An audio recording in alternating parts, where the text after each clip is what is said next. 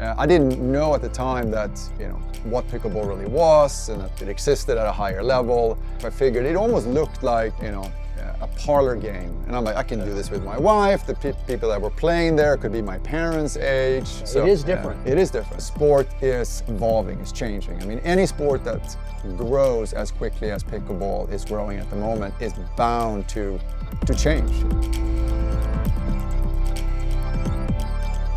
Pickleball Fountain of Youth with Hall of Famer Steve Paranto. This is Steve Paranto here with the Pickleball Fountain of Youth, and I have a very special guest, Stefan Andren, today. He's going to tell us all about his journey into professional senior pickleball. Welcome, Stefan. Thanks, Steve. Good to be here. Tell us, what sport you came from and what got you into the sport of pickleball. Yeah, so my background is tennis. So I played, was never good enough to go pro, and in hindsight, I know that, but I was good enough to play Division I tennis. So I born and raised in Stockholm, Sweden, and came over on a scholarship to play tennis in college. So that's my background, and I was pretty burnt out from tennis by the time I was done with college. So after my last match, senior year, I quit cold turkey. Oh. And I think I've been on court a handful of times since then, and it's been, with a coworker, reluctantly. Oh, since that period. Yeah. What college was that? Freshman year, UT El Paso, and then I finished out tennis in undergrad at University of Illinois, Chicago. And what was the easiest part of pickleball coming from tennis?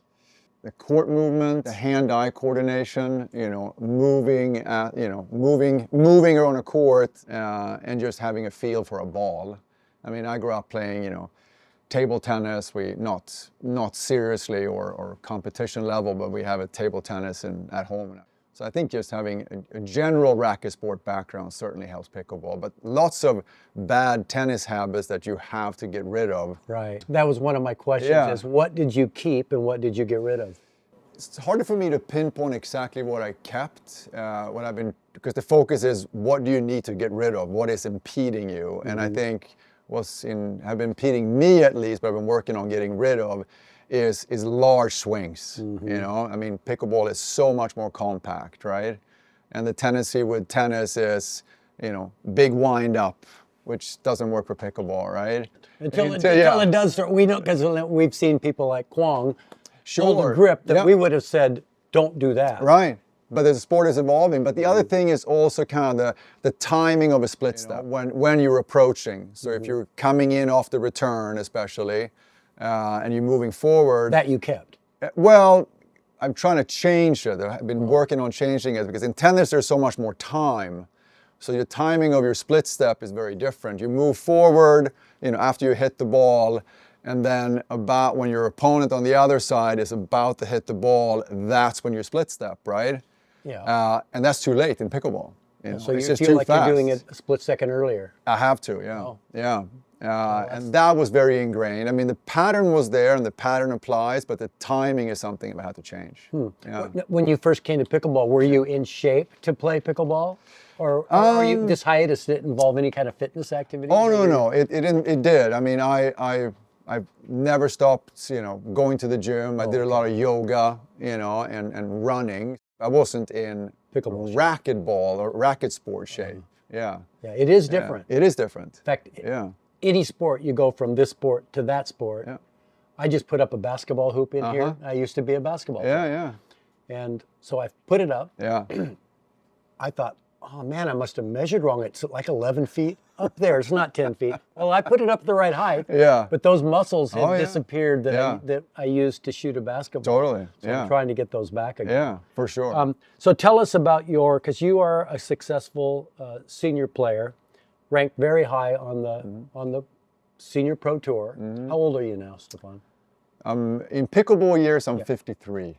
Don't you love it how we always say in pickleball years? So when's your birthday? A couple of weeks. Okay. Yeah. So we do the same thing. Yeah. So Judy Horfrost, we're both 69 years old, but pickleball years were 70. Okay. So 70. Okay. 70. Yeah. So we just played our first 70-year tournaments in Arizona. We called ourselves the 70-year-old virgins. I like it. Did you win? We did. Oh, we won a good. couple of tournaments. Good, and great. she even won the 60s. Yeah. Tell us about you breaking through to this pro. career? I mean, I discovered pickleball while I was on holiday in Baja, Mexico, at a place called Tres Palapas. Yeah. And didn't know what it was. Stumbled across it. Looked at this. It looked like this miniature tennis courts with a funny-looking racket, which obviously is not called a racket, right? And a wiffle ball. And so for me, it was a very slow start because I played there with my wife. I figured it almost looked like, a parlor game. And I'm like, I can do this with my wife. The people that were playing there could be my parents' age. So I didn't know at the time that, what pickleball really was and that it existed at a higher level. But gradually, as I got introduced to better and better players, and I will never forget the first time I actually was on court with somebody younger than me, and I'm like, and that's when the coins started dropping, But that was a slow burn. But yeah, then I started, playing with local people that were, significantly younger than me, and started taking it seriously. So that's when I really started to get hooked on it. Started, drilling and not just playing. But I have to say, I mean, all my kind of success ultimately I owe to Travis Rood. He's been helping me since very, very early on, and I owe it all to him. And Travis helped me quite a bit for me building this Playhouse. Because he built his own. He has 2 indoor courts also. Yeah. The core people that you train with. And that train there like once a week on Mondays. And we drill separately, of course. And it's really like 7 other coaches because all you guys help each other. Totally, and that we truly do. And it wasn't until recently that I discovered that that's not how it is in every other place. So very lucky, I mean, for Travis, for that group, and just the culture that we have, because we truly do help each other, right? And give each other pointers, and of course all that helps, right? That group that you guys have at Travis's, that atmosphere, that culture, it's a culture that we have. It is. I really think that started because of people like Wes. Oh, for sure. Wes has been instrumental in creating that, yeah. When we tried to have a culture here in the Portland area, Oregon area, of helping each other, so we could compete nationally. Yeah. That wasn't always the case. Back in the day? Here we started that way. Oh, okay. But when I looked across the river at Seattle, Washington, Seattle guys, now Travis is technically in Washington. Technically. But the Seattle guys back in the day kept it secret. Yeah. Their training, their shots, strategies. They didn't tell anybody. No, and I mean, I hear the same in Phoenix area, SoCal, same. Yeah, people are, don't want to, they keep it secret. They don't want to train with somebody because they don't want to give anything up, or so it's a very much a zero-sum game is their approach, which I think it's everybody loses, and I think that's why the group here, has become and is successful. Yeah, I feel the same way. Well, that started our Oregon Team Cup. Right. Yeah. And for those of you who don't know, we have in Oregon, West started this a few years ago. Our best men get drafted on teams and compete against each other. Then once they become teammates with these 3 or 4 guys, they develop a bond. Yep. Next year, you're on a different team. You develop bonds with some other guys now. These top players from other parts of the country are coming mainly from top tennis. Yeah. We don't have as many of those tennis people here. Yeah. Because of our weather. I personally think you said you're 53 in pickleball years. Yeah. So you're still on that younger pro senior side. I think the senior pro lifespan is pretty short. Yeah, I mean, there are exceptions. Scott Moore. Yeah, he'd be the first one I would think of. I think it's going to be shorter and shorter. Yeah, the lifespan of the top senior pro players. So, yeah. Where do you think it sort of ends right now? I mean, where you starts going the other way? I don't know. I mean, if you look, Scott Moore is still very much a very solid player. He's 60 or 61. Yeah, he is. Weinbach and Dane and Mirchan and a number of the other guys, you know, they're mid-50s, you know. I think Scott is probably the anomaly, right? the I outlier, think it's going to be very difficult moving forward to be pushing 60 and be able to, you know, truly be at the very top. And Yeah, because you're competing against 49-year-olds that are Sure. pickleball years 50, Yeah. who are just coming maybe off the APP or PPA tour. Yeah, They may not possibly. be winning right, much but there. they may still. Yeah, I mean, I did that, right? I Yeah. played, you know, and I played the pro level right until I turned 50. Even at 50, I still played pro. But I think the reason I say that, and I think is the sport is evolving, is changing. I mean, any sport that grows as quickly as pickleball is growing at the moment is bound to change, and it's changing quickly into something that is more athletic, That's what much more like fast twitch and fast pace, right? The longevity for senior pro, very, very top, is going to go down probably. Right. Because it's not just about your, let's call it like technical abilities, it's also about your agility, right? Your ability to cover the court and so on, right? Jumping, you know, all that, right? It's much more explosive. Your skills, your technical skills don't decline or decline very, very slowly, but I think that your agility And even vision. and yeah, vision as well, you're right. You know. Other sports that have had pros, senior division. I'm coming from bowling too. Okay. So when bowling was at its heyday, you could watch bowling. In its heyday, it was the #1 watched show on ABC. When was that? Well, this is the 70s. Oh, okay, all right. 60s and 70s. Okay. But even later in the 80s, it was still a big spectator sport. Okay. It was such a big spectator sport that people wanted to also watch 50 and over bowlers. Yeah, yeah. Now, there wasn't as big a difference between a 50-year-old bowler and a 25-year-old bowler, because you don't jump, you don't run, Right. but you still have balance Yep. and strength. Yep. So there is a difference. But there was a time where viewing senior pro bowlers was big.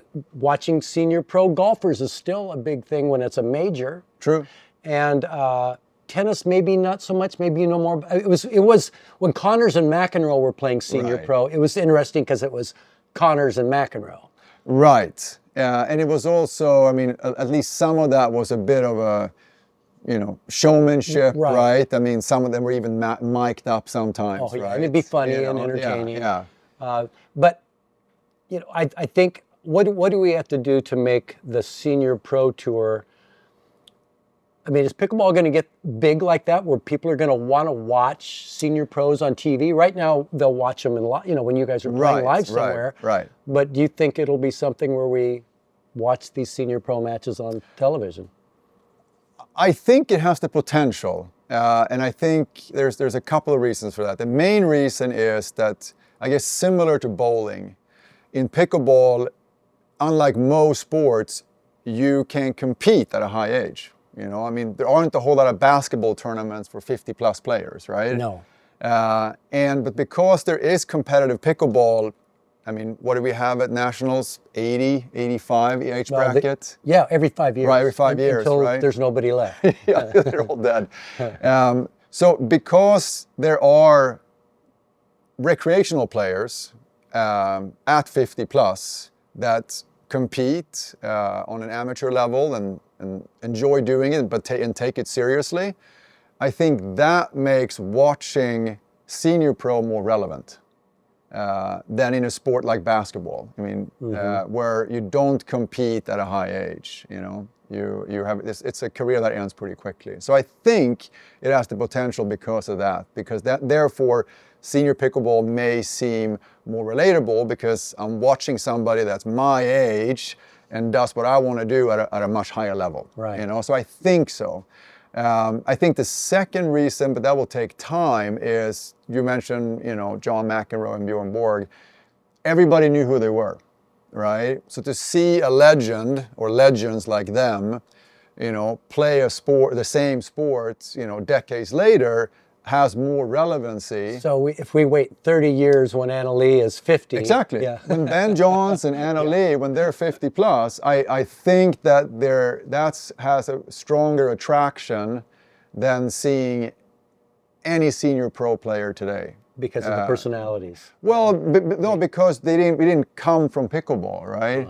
I mean, so I think once there are senior pro players that were #1 in the world in pro, then transition to senior and then play that. That I think is a second reason I think there's a potential for senior pickleball to gain viewership. I bet you all the people that are like you playing on the Pro Senior Tour have probably looked ahead and thought, oh, these 4 people are turning 50 pickleball years next year. They're going to be good. I mean, we thought that. I mean, we knew that about you. Okay, I didn't. Yeah, well, we did in the Northwest. Yeah. We said, Stefan's going to be 50. We said that about Enrique too. Right, when he was now he's like 56 or something. Right, but do you have that list in your head? Do you have a mental list of these guys? No, I mean, maybe some of my senior pro colleagues or friends have that because they pay more attention to that than I do. When you get closer to 50, there isn't a great home for you. Nobody pays attention to 50, 35 plus, right? So, at least for me, All Tough was an exception. Right. All Tough Merchants. Well, he was very good when he was.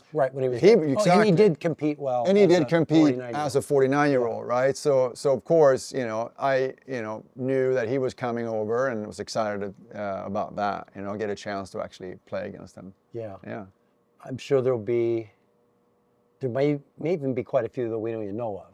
Probably. That are good in their local area. Who are just really good 49-year-old players. And didn't play a lot of tournaments because they're just waiting to turn 50. Yeah. Right. Now, Dane posted on the kitchen a while back, just like a week ago. His idea was the pro tour should start at a younger age, like 40 or 45, the senior pro tour. Right. Because of these people that are lost in limbo between 35 and... But then my thinking of that is, well, then the pro tour will be, the guys that will be best will be the people that are 45 to 50, and then they'll be phased out. Right, yeah. Don't you think it'd be the same thing? I think it'd be the same thing, pretty much. But yeah, the point I see is that there is this period of time, maybe, who knows when it starts, depends on your body, I guess, where you clearly fade away from professional pickleball, especially as the sport is evolving and becoming more aggressive. You see all the number of 19-year-olds that are in the top 15 right now? Yeah, so there is a way to compete, in your late 40s with the pros, or has been. I think that is going to be tougher and tougher as the sport becomes more athletic and faster. When you age out of senior pros, whatever that is, hopefully you're in your 60s, but let's say you age, are you still going to have fun playing age or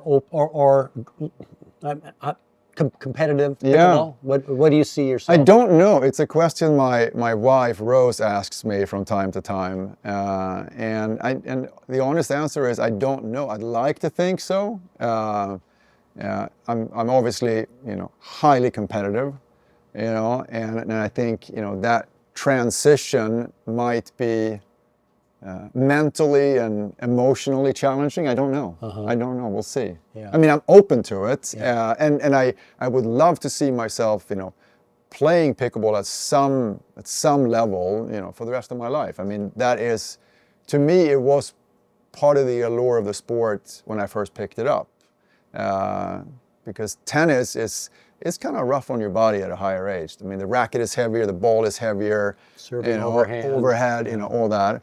And you cover more courts. You can die on the pickleball court, at age 90 and probably pretty happy, right? And there's not a whole lot of sports like that.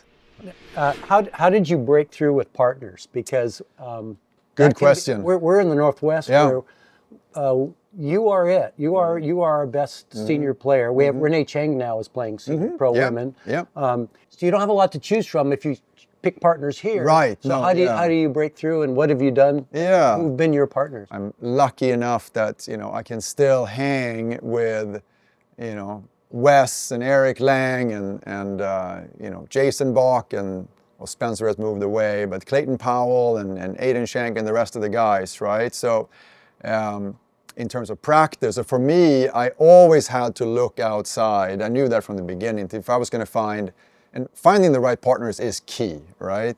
Well, I've listened to just about every players who were inducted in the Hall of Fame, and one of their, because the question is, how did you achieve this? And number one was, I had good partners. Yeah, absolutely. And whatever success I have had on court is obviously due to my partners.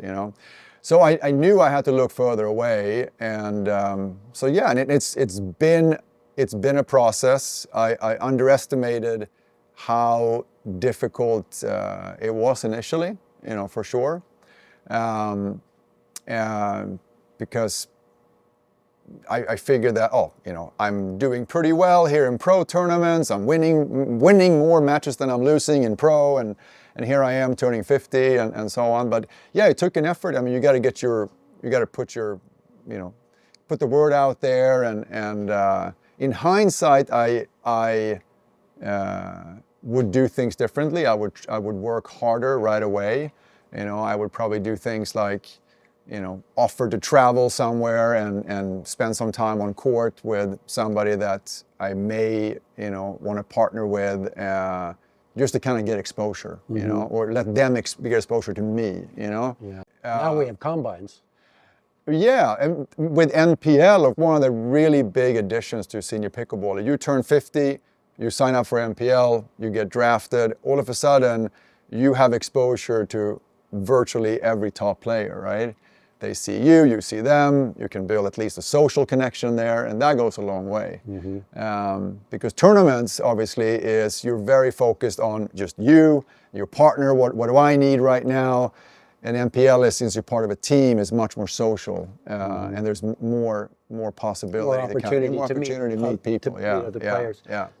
Back in the old days, we would, and not even many years ago, we would oftentimes get a partner because we used to always play singles and doubles. And you would keep meeting the same person. For me, it was meeting the same person in the finals of senior events. In singles. In singles. And then thinking, I like that, because we got along. You could tell even playing against each other that we got along. I'm talking about Bob Deller. And we won nationals together about 3 years ago. But we met playing singles against each other multiple times in finals. And then, hey, do you want to partner up sometime? Yeah. And so that happened. And that was kind of how you got, a lot of times people they didn't even play doubles yet.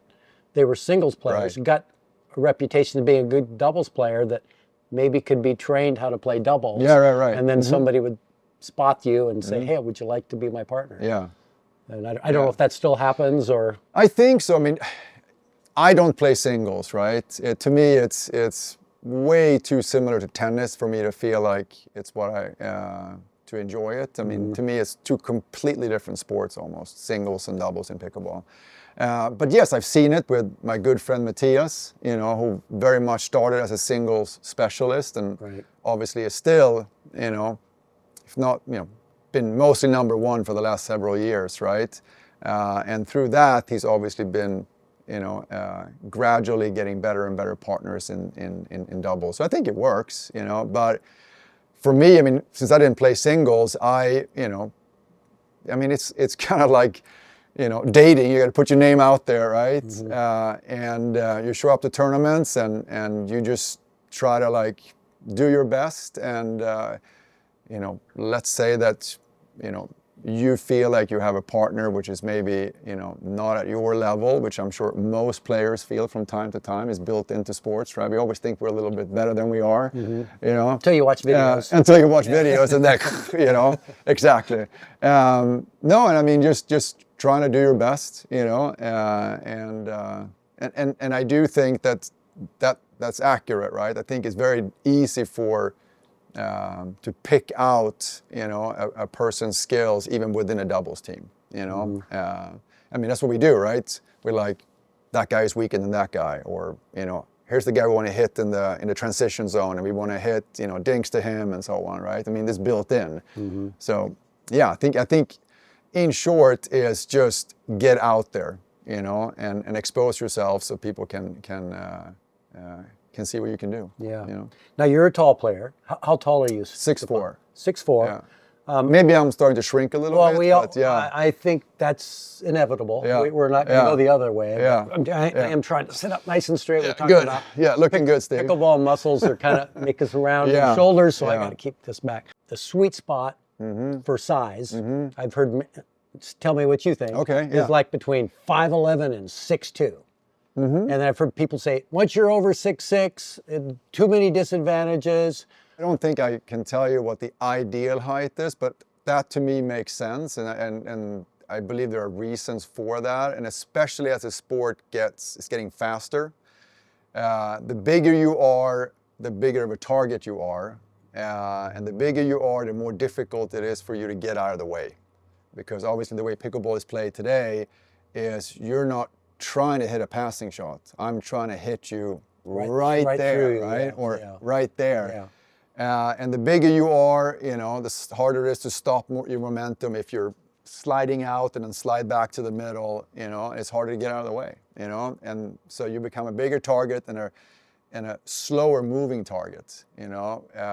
So yeah, I think 6'6" is not an advantage. As in the reach advantage is, you know, much less than the disadvantage of being a big target. Okay, you know? that's interesting. Yeah. And I think 6'4" is probably too tall for the ideal height. So probably somewhere between, I mean, 5'9" and 6'2" is a pretty big range in height. But yeah, I'm sure it's for doubles. I think it's definitely somewhere in there. You know, like tennis. I mean, it's very similar. If you look at the body most sizes, top tennis players, they are within a few inches, Right. you know. And in singles, I think the ideal height is even shorter. Right. Well, I think I've always said a higher contact point on the serve is advantageous. That's why none of the pros, even on the APP, I created the drop serve. No one's allowed to do that on the PPA. Right. For no reason at all. Right. There's no reason if they had the choice, they still wouldn't do it. Right. Because now their contact point's about knee level. Right. Which is the lower the contact point, the less aggressive you're going to be on a serve. True.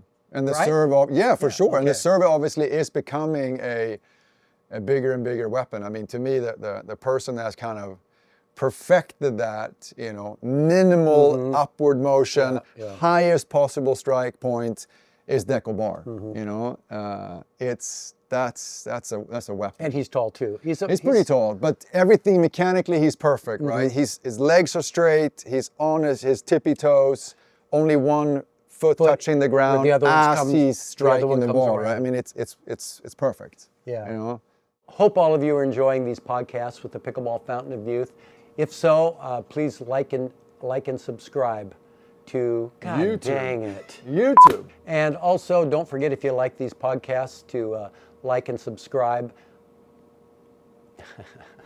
Would I be able to go? If you, I'll start there. If you like it. Okay. I'll have to.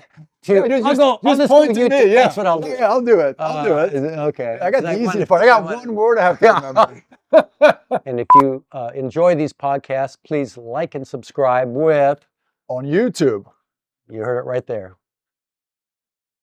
Stefan, thanks so much for being on the Pickleball Fountain of Youth. We're building up such a nice collection of episodes, and you're going to be one of those solid episodes today that tons of people are going to be interested in, especially, I think, the senior pickleball player. That's nice to hear. It's so nice to be here with you, Steve. Great questions, fun discussions, and yeah, thanks for having me. I knew you would have answers to all of them, so thanks.